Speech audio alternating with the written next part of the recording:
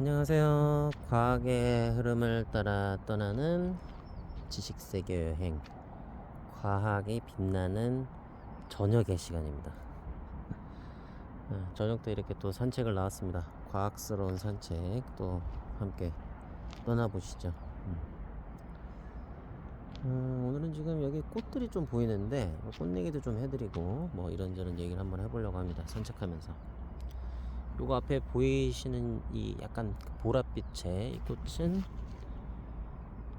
엉겅퀴. 여기 지금 이렇게 막 뭐랄까 막 솜털처럼 나와 있는 거 있잖아요.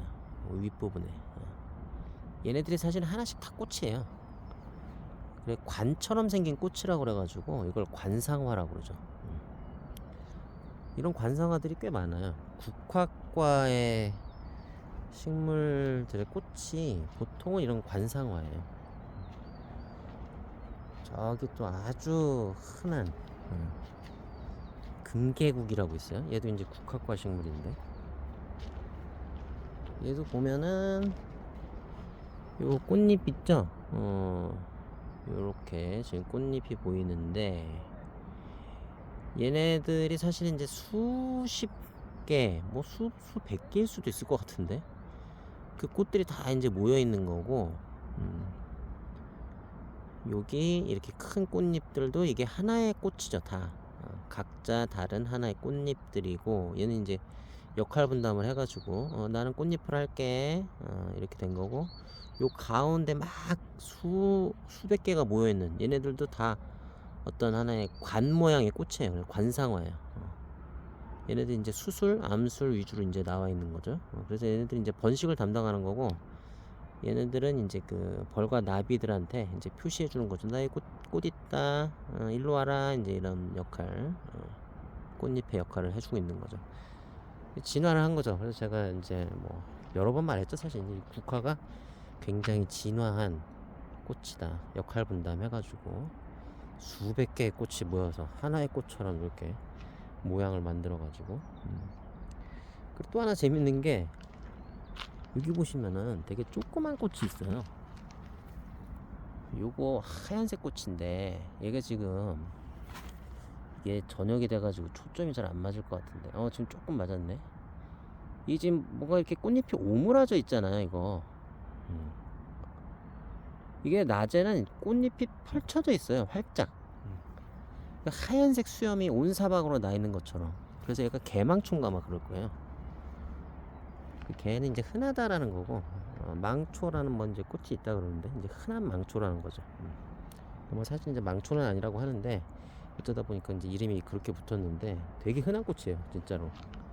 약간 그 계란 후라이 같은 그런 느낌이죠. 가운데 노란색 그 관상화들이 있고, 얘도 이제 국화과거든요. 그래서 가운데 노란색 관상화들이 쫙 모여 있고, 하얀색 그 되게 얇은 꽃잎들이 수염처럼 쫙 펼쳐져 있는데, 이게 밤이 되면 또 이렇게 오므라들어요. 그 데이지인가 걔도 아마 그래요. 그 샤스타 데이지 그 꽃도 밤이 되면 딱 오므라든다고 하는데 얘도 이렇게 오므라들더라고요. 전 얘기만 들었었는데 오늘 이렇게 그 얘기를 듣고 실제로 본 거는 오늘이 처음이에요. 그 전에도 이제 봤겠지만은 몰랐죠. 이게 이렇게 오므라진 건지 뭘 얘가 개망초인지 관심도 없었고, 근데 이제 알게 되니까 보이는 거죠. 진짜 아는 만큼 보이는 것 같아요. 그러니까 눈에는 이렇게 다 보이는 거예요. 아, 이거 국화과구나. 다 관상화네. 그리고 이제 그 꽃잎처럼 된 애들을 설상화라고 그러죠. 혀설자 써가지고 혀 모양의 그런 어떤 꽃이다. 그 금계국은 노란색 그 이파리래. 꽃잎이 닭의 그 벼슬 같다 그래갖고 이제 금이 약간 노란색이라는 의미가 되는 거고, 노란색 닭벼슬이다 뭐 약간 그런 의미를 해서 금계국이라고 합니다. 굉장히 흔하게 많이 피는 꽃이죠, 저 꽃도. 이렇게 산책길에 또 국화과 꽃들이 사실상 이제 이 꽃의 세계는 거의 국화과가 주름을 잡고 있어요. 거의 왠지 평정한 것 같아. 웬만해서 눈에 딱 띈다 그럼 거의 국화과야. 물론 이제 요새 뭐 장미도 꽤 많이 피고 하는데 국화과가 이렇게 보면은 야생에서는 거의 평정을 했죠. 장미들은 뭐 이제 사람이 일부러 좀 심어줘야 어떻게 눈에 보이는 거고, 생존력이 굉장히 강하고 번식력도 아주 강한, 얼마나 강하겠어요. 여기 수백 개의 꽃이 이렇게 다 모여 있는데 사실은 이게 다 나중에 씨앗이 되는 거 아니에요. 이 하나하나가 수백 개. 야 대단한 거죠. 오늘도 참 날씨가 좋네요. 정말 춥지도 않고 덥지도 않은 이 딱 알맞은 날씨. 야, 이런 날씨가 참 흔하지 않은 건데 그래서 더 소중하기도 하죠. 근데 이 기후가 사람을 되게 어떤 그 성격이나 이런 걸 좀 규정짓는 것 같기도 해요. 그래서 제가 뭐 아이들한테 이런 얘기 가끔씩 하거든요. 뭐 개미와 배짱이 얘기 뭐 이런 것도 하지만은, 그런 얘기를 하다가 곰곰이 또 생각해보면 그게 이런 온대지방에 사계절이 있는 뭐 이런 데나 그게 좀 어울리는 동화지, 열대지방에서는 안 그럴 거 아니에요. 1년 내내 여름인데 이렇게 겨울이 있으니까, 추운 겨울이 있으니까 또 그 겨울에 대비해야 되고, 그래서 또 부지런해야 되고, 그런 교훈이 어느 정도 들어맞는 거죠. 제가 예전에 듣기로는 이제 뭐 브라질이나 뭐 이제 이런 데는 기후가 이제 그렇게 덥고 막 그러니까 과일 같은 게 엄청 많이 열리는 거예요. 그래서 막 그냥 뭐 어쩔 땐 막 버리는 수준이래요. 그래서 사실은 이제 막 그런 데서는 이제 굶어 죽기가 사실 이제 쉽지 않지 않을까. 열대지방 이런 데 여행 가보면 과일이 어마어마하잖아요. 막 크기도 크고 막 맛도 엄청 되게 달고 진짜 맛있죠, 과일들이. 우리나라는 사실 이제 그 어떤 농업이 이렇게 번성하기에는 기후적으로 쉽지는 않죠. 필리핀이나 이런 데는 이제 산모작까지도 하는 건데, 그래서 어떤 이런 좋은 날씨가 1년 내내 계속 안 되는 게 좀 안타깝긴 하지만은, 저는 이제 산책을 좋아하니까. 근데 겨울이라는 어떤 약간 뭐랄까 심판의 날? 막 이런 느낌이 좀 있지 않나요? 부지런하지 않은 자는 살기 힘들리라 뭐 약간 이런 그런 어떤 기후적으로 아주 춥고, 뭐 드라마, 외국 드라마 그거 뭐였지? 윈터 이즈 커밍 막 그래가지고 그 옛날에 되게 유행했던 드라마 있는데, 그 막 뭐죠? 막 그 중세 약간 그런 분위기에 막 그래가지고 막 또 암투 막 이런 거 있고 막 이상한 뭐야 말탄 파란 눈에 뭐 약간 괴물 같은 막 그런 뭐야 그 사람이라고 그래야 되나 요정이라고 그래야 되나 막 그런 것도 막 등장하고. 근데 거기서 윈터 이즈 커밍 그래갖고 막 약간 그 심판의 분위기 막 그런 게 있었는데, 그런 게 좀 사람들을 긴장하게 만드는 것 같아요. 그래서 또 우리나라가 그렇게 노숙자가 좀 별로 많지 않지 않나. 되게 부지런해야 되잖아요, 이 겨울을 지내려면. 제가 뭐 그래서 노숙자분들을 폄하하는 게 아니라, 그 미국이나 이런 데 가보면 제가 얼마 전에 충격적으로 들었던 뉴스가, 포틀랜드인가? 거기 있는 상업용 빌딩인데, 그 빌딩이 그 노숙자분들한테 완전히 점령이 된 거예요. 거기 들어가가지고 막 화장실이 완전 난장판이 되고 막 계단에다가 볼일을 보고 그래가지고, 그 멀쩡한 굉장히 좋은 상업용 빌딩에서 이제 근무를 할 수가 없게 되는 거예요. 너무 이게 비위생적이고 지저분하고 그러니까. 그래서 결국에는 이제 그 상업용 빌딩에서 다 이제 빠져나가니까 임차를 줄 수가 없어갖고 결국에는 이제 그게 뭐 엄청 이제 시세가 뚝 떨어져 가지고 뭐 큰 문제다, 뭐 이런 이제 보도도 제가 본 적이 있고요. 뭐 로스앤젤레스나 그다음에 또 그 샌프란시스코 이런 데는 기후가 진짜 좋잖아요. 1년 내내 정말 좋은데, 그런 데는 뭐 다운타운이 거의 막 그 노숙자분들 때문에 이제 막 점령이 됐다. 그 막 마약 냄새도 엄청 나고. 그래서 뭐 스타벅스인가? 거기 스타벅스였나요? 어디였더라? 뉴욕이었나? 거기였나?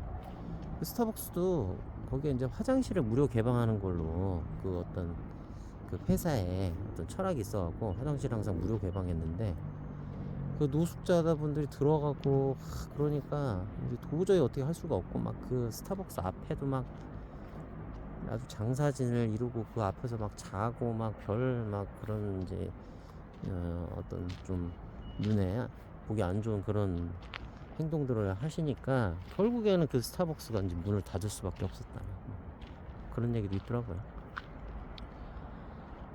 그래서 또 별얘기를 다 했네. 겨울이 꼭 나쁜 것만은 아니다 라는 또 생각도 들더라고요. 그런 뉴스를 보니까 사람이 좀 약간 긴장을 하고 살아야 되잖아요. 너무 풀어지면은 안 되는 것 같아요. 좀 긴장을 어느 정도는 해야 돼. 좀 풀어질 때도 있긴 하지만은 이럴 때 좀 풀어지는 거죠. 날씨가 좋고, 그리고 또 겨울에는 바짝 긴장하고 또 살고 열심히 일하고. 네, 그렇습니다. 자, 그러면 또 오늘 무슨 얘기를 또 이어가 볼까요? 이 논밭이, 근데 왜 이거 모내기를 안 하지? 지금 모내기 할 시간이 벌써 지난 것 같은데? 그대로인 것 같은데 이거? 희한하네 이것도. 자, 평평한 논밭을 보면서 오늘 또 무슨 얘기를 해볼까요? 오늘은 오늘도 의식의 흐름을 따라 우주의 역사를 한번 얘기해 볼까 생각을 했었는데, 어떤 그 변화의 순간? 저는 이게 또 굉장히 결정적인 순간이라고 생각을 했거든요. 변화의 순간들을 한번 되짚어보죠, 간단하게. 그러면서 우주의 역사를 또 정리를 한번 해볼 수도 있을 것 같아가지고. 우주의 역사, 변화, 제일 최초의 변화는 그거겠죠. 바로 빅뱅의 순간. 없던 공간이 갑자기 생겼죠. 무에서 유로. 그건 정말 엄청난 변화죠. 그때 뭐 모든 게 다 생겨난 거니까 사실상. 그때 공간도 생겨나고 또 물질도 생겨나고, 사실 제 생각에 제일 중요한 거는 이 세상을 지배하고 있는 규칙인 것 같아요. 공간의 규칙이죠. 뭐 중력의 세기는 이 정도, 그다음 전자기력의 세기는 이 정도, 뭐 양력, 강력 어떤 식으로 작용하고 세기는 뭐 이렇다. 이게 어떤 공간에서든지 간에, 이 우주에 어떤 공간에서든지 간에 다 적용이 되잖아요. 이게 사실은 되게 희한한 거죠. 인간 세상으로 보면은 그렇잖아요. 이 동일한 규칙이 모든 곳에 완벽히 똑같이 적용되는 게 쉽습니까? 사실 쉽지 않죠. 그 물리적 규칙이 뭐 간단하면 몰라. 근데 간단하지도 않아요. 그 중력, 그 다음 전자기력, 강력, 양력, 그거 막 수식으로 나타내면 엄청 복잡하잖아요. 그런 복잡한 수식이 적용되는 규칙이 이 거대한 우주 공간 어디서나 완전히 동일하게 적용되는 거예요. 진공에서 그게 뭔가 약간 뭐랄까 어떻게 새겨졌다고 그래야 되나? 우리가 진공을 그냥 텅 뺐다고 생각하지만 그 진공에 그 복잡한 수식으로 이루어진 규칙이 완전히 새겨져 있는 거죠. 빈틈없이 작동하고 있는 거죠. 그래서 보면은 참 우리가 이 시뮬레이션 뭐 우주다 뭐 이런 얘기 하는데 그런 생각이 안 들 수가 없어요. 어떤 그 시뮬레이션 안에서는 거기에 설정한 규칙이 어디서도 다 적용되는 거니까. 그걸 시뮬레이션 안에 그 모든 하나의 뭐 픽셀마다 다 그걸 할당하는 건 아니잖아요. 그 규칙을. 그 규칙 하나를 어디에다가 딱 적어 놓으면은 그게 자동으로 다 적용이 되는 거죠. 참 신기해요. 이런 걸 이제 대칭이라고도 하는데 어디든 똑같이 적용된다. 네, 하여튼 그래서 우주의 결정적인 순간, 그 빅뱅의 순간, 규칙이 만들어지고 적용된 그 순간. 그 다음 결정적인 순간은 이제 별, 최초의 별에서 이제 빛이 뿜어져 나온 순간. 그것도 완전히 새로운 변화죠. 그 변화를 통해서 이제 핵융합 반응이 일어나면서 지금 우리 눈에 보이는 거의 모든 물질이 이제 존재할 수 있게 된 거니까요. 그리고 또 그 다음 결정적인 순간, 완전히 어떤 변화된 순간, 초신성 폭발? 네. 최초의 별이 폭발했던 순간. 그 초신성 폭발 덕분에 별 속에 있던 물질들이 이제 다 뿜어져 나오고, 그것들이 이제 뭉쳐가지고 지금의 이제 우리 태양계, 또 이런 지구 같은 암석형 행성에 그 수많은 물질들, 뭐 지금 뭐 제가 핸드폰을 들고 있지만은 이 핸드폰 안에는 있는 뭐 수많은 금속성 물질들 뭐 다 그 초신성 폭발 덕분에 이제 만들어져서 거기서 이제 또 뿜어져 나온 거니까요. 그럼 그 다음에 또 결정적인 순간이 뭐가 있을까요? 그래서 뭐 암석형 행성이 생겼어. 그리고 진짜 결정적인 순간은 바로 맞아요. 여러분들도 짐작하시겠지만 최초의 생명이 탄생한 순간이겠죠. 완전히 이제 질적으로 새로운 변화죠. 그거는 이게 뭐랄까 약간 그 엔트로피를 거슬러 올라가는 거잖아요. 원래는 이 세상은 다 뭐랄까 약간 그 질서가 붕괴되는 방향으로, 공든탑이 무너지는 방향으로 이 세상은 시간이 흘러갈수록 그렇게 돼야 되는데, 생명체는 그게 아니죠. 얘는 이상하게 계속해서 공든탑을 만들어. 돌을 주워다가 자꾸 공든탑을 만드는 거예요. 이러면 안 되는 건데, 물리적으로 그러면 안 되는데, 생명 현상 속에서는 그런 현상이 계속 일어나죠. 계속해서 번식하면서 자기 자손을 낳고, 자손을 낳는다는 건 뭡니까? 어떤 물질들을 걸어 모아 가지고 그 물질로 자신과 어떤 유전적 특성이 비슷한 이런 어떤 자손을 만들어내는 거잖아요. 그것도 그냥 뭐 그저 그런 뭔가가 아니라, 그런 뭐 어떤 물질 덩어리가 아니라 정말 고도로 복잡한, 이루 말할 수 없을 정도로 복잡한 시스템을 가진 그런 생명체를 만들어내는 거니까 이게 엔트로피를 얼마나 많이 거슬러 올라가는 거겠어요.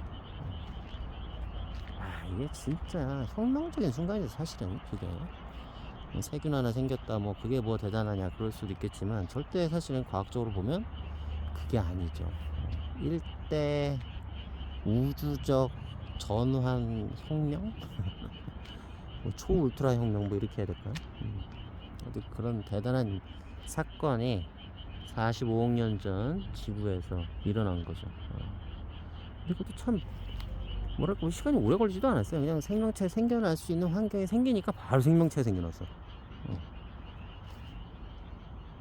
환경이 갖춰지고 뭐 한 5, 6년 있다가 뭐 생겨난 게 아니라 그냥 바로 하루 만에 생겨나고 뭐 그런 건 아니겠지만은, 지구사적인 그런 시간대로 보면은 거의 그냥 바로 생겨났어요. 참 희한해. 이게 진짜 미스테리해. 근데 왜 저 화성이나 이런 데서는 생명의 흔적이 그렇게 잘 발견이 안 될까요?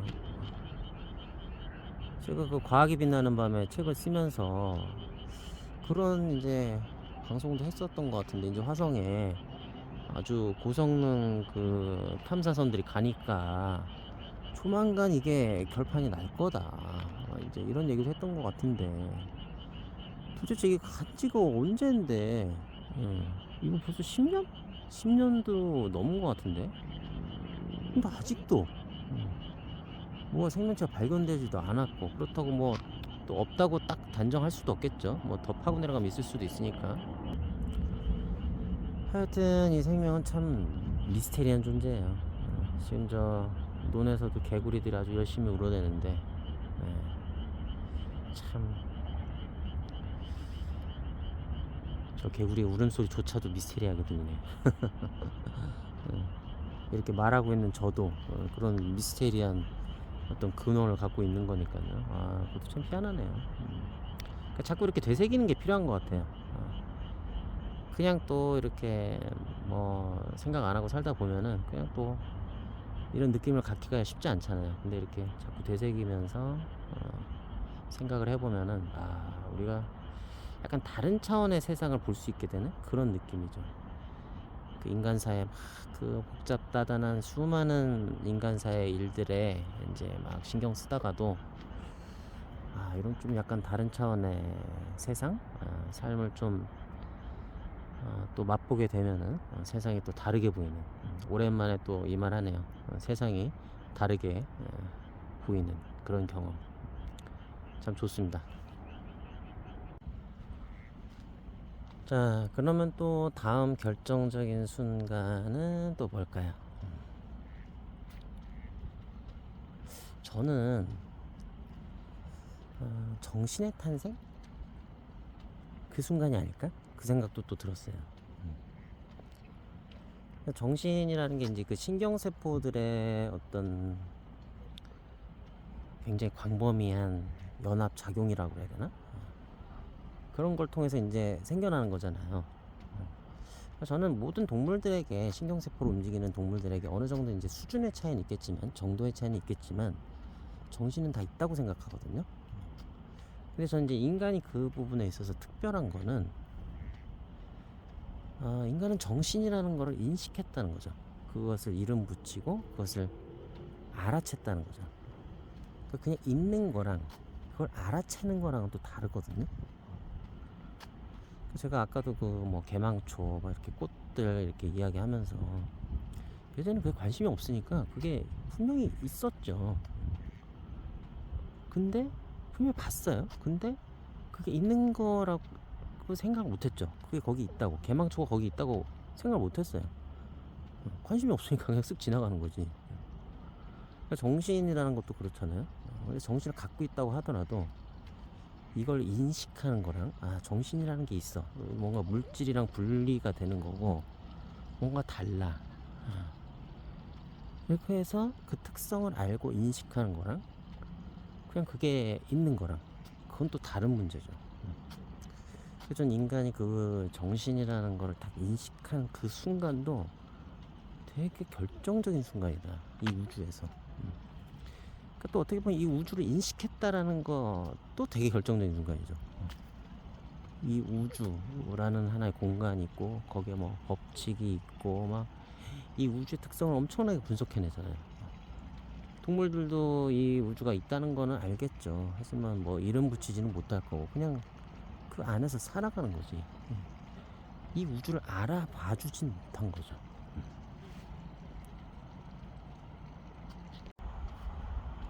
그런데 인간은 그걸 알아봐 준 거고, 이 우주를. 그래서 되게 우주가 만약에 하나의 어떤 인격을 가진 존재라면 되게 반가웠을 것 같아요. 나를 드디어 알아봐 줬네. 아까 제가 금계국하고 개망초 얘네들을 알아봐 주고, 얘네들은 이렇구나 하면서 눈을 마주치고 했던 것처럼, 뭐 시도 그런 시가 있잖아요. 그 이름을 불러줬을 때, 뭐 정확히 기억은 안 나지만 그런 식으로 이 우주를 알아봐 줬다라는 거, 참 결정적인 순간이 아닌가. 그리고 정신이라는 게 있다는 걸 알아챘을 때, 이건 또 다른 세상이거든요. 정신이라는 거는 물질적이지 않죠. 왜냐면 이건 뭐 제가 아주 여러 번 얘기했지만은, 우리 지금 저기 막 빨간색으로 저 전광판 같은 게 있는데, 뭐 차선 변경에 대한 표시가 있는데, 저런 색깔이 물질적으로는 빨간색이라고 표현이 안 돼요. 그냥 저 빨간색에 대응하는 파장만 있을 뿐이지, 빨간색이라는 거를 어떻게 나타낼 수가 있을까요? 빛의 파장, 뭐 어느 정도의 파장은 빨간색으로 눈에서 인식되더라. 이 정도만 있을 뿐인 거예요. 소리 같은 것도 뭐 마찬가지죠. 그것도 그냥 공기의 진동일 뿐이지, 우리가 듣는 아름다운 음악 뭐 이런 거는 다 그냥 정신적으로 만들어지는 거예요. 그냥 뇌에서 만들어지는 건데, 그게 어떻게 만들어지는지는 알 수가 없어. 그냥 뇌세포의 어떤 전기적 신호 뭐 이런 걸로 우리가 물리적으로 분석은 할 수 있어도, 거기에 뭐 어떤 아름다운 뭐 화음 뭐 이런 게 거기 어디 있습니까? 분명히 우리 뇌에서 아름다운 풍경을 만들어내고 있고, 뭐 색깔도 다 만들어내고 있고, 지금 뇌에서 하나의 그림을 그리고 있는 거죠. 그 화면에다가 막 그림을 그리고 막 색깔 막 넣고 막 별걸 다 하고, 막 또 거기에 소리까지 입혀가지고 정말 실감나는 하나의 영화 장면을 만들고 있는데, 지금도 제 눈앞에서 만들고 있는데, 뇌를 뭐 해부해보면 아무것도 없어요. 뇌에는 뇌세포밖에 없어요. 이건 진짜 수백 번도 더 생각했을 텐데, 이런 내용 제가 생각할 때마다 참 신기해. 이 생각을 할 때마다 그냥 눈앞에 있는 세계가 갑자기 미스테리에 빠져버려요.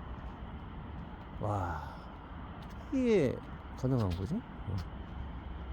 근데 이 문제에 대한 아무런 실마리도 없죠. 뇌과학자들이 이 문제를 어떻게든 뭐 풀어보고 싶지만은, 이 제일 큰 뇌과학의 어떤 성배 같은 문제인데 감을 잡을 수가 없으니까요. 이 의식에 관한 문제는 어떻게 해야 될지도 잘 모르겠고, 참 미스터리죠. 이 부분도 이 부분이 해결되면 진짜 이거는 뭐 세상이 뒤집어질 만한 문제인데, 뭐 생명의 탄생 어떤 그 과정, 그걸 밝혀내는 것보다 훨씬 더 큰 문제죠. 뭐 그거는 뭐 이렇게 해서 저렇게 해서 됐더라. 그랬구나, 생명이 그렇게 탄생한 거구나, 참 신기하네, 뭐 놀랍네, 뭐 이렇게 할 수 있겠지만은, 이 정신의 문제가 만약에 밝혀진다면은 와, 뭐랄까, 그거는 이 세상에 대한 관념이 완전히 뒤집어지는 일일 것 같은데, 그렇지 않나요? 그럼 뭔가 사후세계 뭐 이런 문제도 갑자기 풀려버릴 수도 있을 것 같기도 하고, 어쩌면은 그런 순간일 수도 있을 것 같아요. 그 왜 매트릭스에서 네오가 그 목 뒤에 있는 거 그거 막 빼고서 막 약간 알 같은 그 어떤 공간에서 깨어나잖아요. 그 튜브 같은 공간에서 약간 그런 느낌?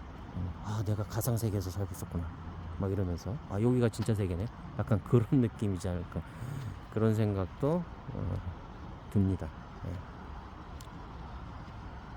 하여튼 그래서 오늘도 산책하면서 별 이야기를 다 했네요.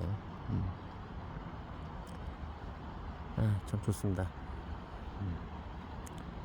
이렇게 좋은 날씨가 또 이렇게 제가 산책할 기회를 또 주고, 그래서 또 이렇게 되새길 수 있는 이야기들도 할 수 있고, 이런 순간이 또 올 줄은 전혀 몰랐는데요. 참 삶이라는 게 어떻게 풀릴지 모르는 거예요. 사실 뭐 이게 대단한 뭐 일은 아니지만은 저한테는 되게 의미 있는 일이에요. 너무 좋거든요. 자, 오늘 정말 약간 세상이 달라 보이는 그런 느낌 때문에 좋았던 것 같아요. 약간 초심으로 돌아간 느낌? 예전 과학이 빛나는 밤에, 그때가 몇 년 전인가요? 2012년이었나? 지금 10년도 더 지났구나. 12년? 와, 13년? 와, 대단하네요. 그때로 약간 돌아간 느낌도 듭니다. 세상이 달라 보이는 밤입니다. 이제 밤이 됐네요. 과학이 빛나는 밤입니다. 네, 그럼 또 다음 시간에 우리 과학스러운 산책, 오늘 이제 마지막 마무리로 꿈속에서 그거 한번 또 해보죠. 꿈속에서 거기서 한번 또 만났으면 좋겠어요. 제가 얼마 전에 그 방화동에 가가지고 개화산, 예, 그쪽에 가서 이렇게 딱 또 산책하면서 영상을 찍었었는데, 거기에 그 베트남 노상식당이라고 있어요. 아, 거기 참 맛있더라고요. 거기서 팟타이를 먹었는데 되게 고소하면서 매콤한 거 있죠. 그게 이제 볶음면 같은 건데, 아, 되게 맛있더라고요. 뭐 계란 약간 있고, 간장 베이스도 있고, 뭔가 매콤한 소스도 거기 핫소스도 약간 들어있고, 그게 하여튼 되게 잘 어우러져서 맛있었어요. 다음에 이제 쌀국수도 꼭 가서 한번 먹어봐야지. 그 담백한 쌀국수도 그 생각을 하면서 꼭 한번 가봐야겠다 했는데, 오늘 밤에 이제 꿈속에서 여러분들과 함께 가서 저는 쌀국수를 먹고, 여러분들은 뭐 원하시는 걸 드시면서 또 즐거운 시간을 보냈으면 좋겠습니다. 네, 그러면 우리 방화역에서 일단 뵙죠. 네, 잠시 뒤에 방화역에서 뵙겠습니다.